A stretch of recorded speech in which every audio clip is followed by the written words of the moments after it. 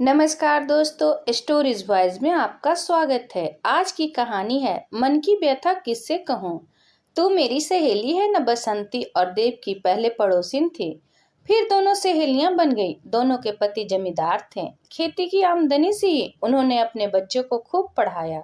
बसंती के दो बेटे थे, विवेक और विकास। विवेक अमेरिका पढ़ने जाना चाहता था। बसंती के पति ने अपनी जमीन का कुछ हिस्सा बेचकर उसे अमेरिका भेज दिया। पढ़ाई पूरी करके विवेक नौकरी विवाह करके वहीं बस गया। बसंती को दुख तो हुआ, फिर सोचा कोई बात नहीं, विकास तो है मेरे पास। उसने विकास को पढ़ाने में भी कोई कसर नहीं छोड़ी और मेहनत करके विकास इंजीनियर बन गया। देवकी का एक बेटा और एक बेटी थी। उसके पति ने भी दोनों की शिक्षा में कोई कसर नहीं छोड़ी। बेटी दीक्षा ने तो अच्छे अंकों से अपना ग्रेजुएशन पूरा कर लिया, लेकिन बेटा जवाहर पढ़ाई छोड़कर मटर गश्ती करता रहता। बार बार फेल होकर पिता का पैसा बर्बाद करता रहा। थक हार कर उसके पति ने अपने बेटे के लिए एक दुकान खुलवा दी, ताकि वह कुछ सीखे और व्यस्त रहे। बेटी भी विवाह करके अपने ससुराल चली गई। विकास जब नौकरी के लिए इंटरव्यू देने जा रहा था, तभी उसकी बाइक को एक ट्रक ने टक्कर मार दी। बेटे को बचाने में बसंती के पति ने अपनी बची हुई जमीन भी बेच दी, लेकिन फिर भी बेटे को बचा न सकी। जवान बेटे की मौत ने दोनों को अंदर से तोड़ दिया। जमीन तो अब थी नहीं। घर के आधे हिस्से को किराए पर उठाकर पति पत्नी गुजारा होने लगा। कुछ समय के बाद बेटे के गम में बसंती के पति भी चल बसे और वह अकेली रह रही थी। इधर देवकी ने भी जवाहर का एक ब्याह कर दिया। साल भर बाद वह एक पोते की दादी बन गई। पोता जब चलने लायक हुआ तो उसके पति उसे अपने कंधे पर उठाकर घुमाते रहते, लेकिन इस सुख का आनंद वो अधिक दिनों तक उठा न सके। एक रात ऐसे सोए कि फिर कभी उठे ही नहीं। तब बसंती उसे बहुत संभाला। अब सैर को जाना हो, मंदिर जाना हो या मार्केट, दोनों साथ ही जाती और अपने अपने मन की बातें एक दूसरे से कहती।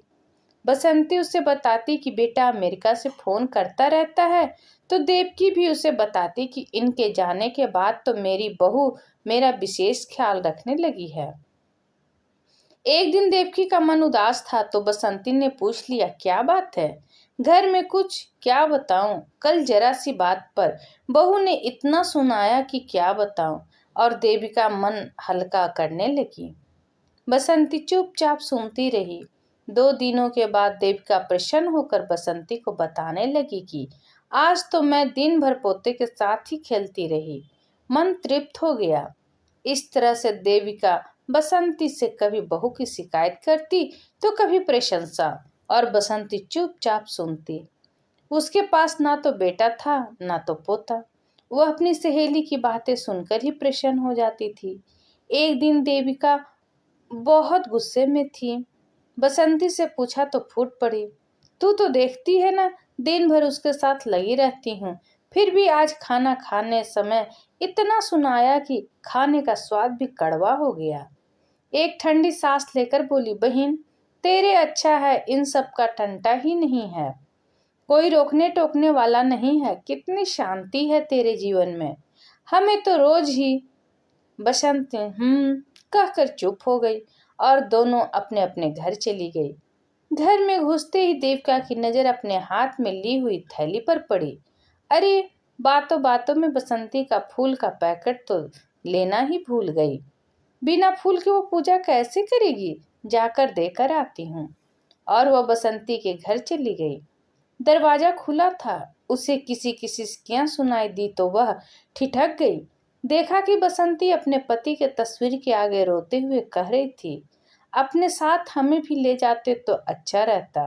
दिन भर अकेले घर में किससे बातें करूं?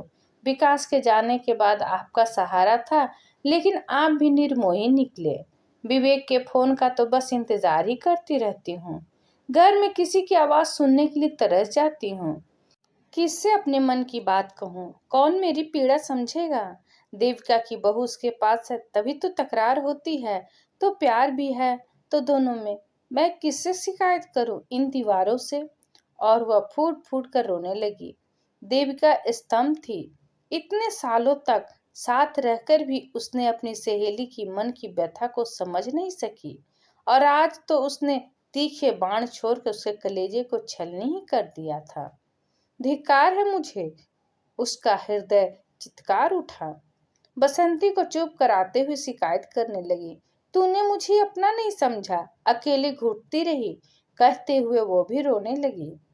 बसंती बोली, तू तो मेरी सहेली है ना, अपना दुख कर कर तुझे दुखी कैसे कर सकती हूँ।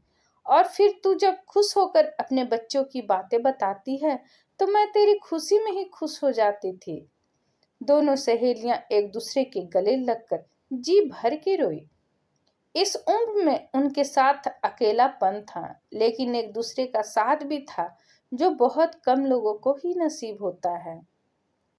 यह कहानी तो मेरे दिल को छू गई, और आपको इस पर आपकी क्या राय है, कमेंट करके बताइएगा। अगर पसंद आए तो प्लीज़ लाइक एंड सब्सक्राइब करना ना भूलिए। इसी तरह और भी कहानी सुनने के लिए कृपया बेल आइकन बटन को दबाना ना भूलिए। वीडियो देखने के लिए आपका बहुत बहुत धन्यवाद।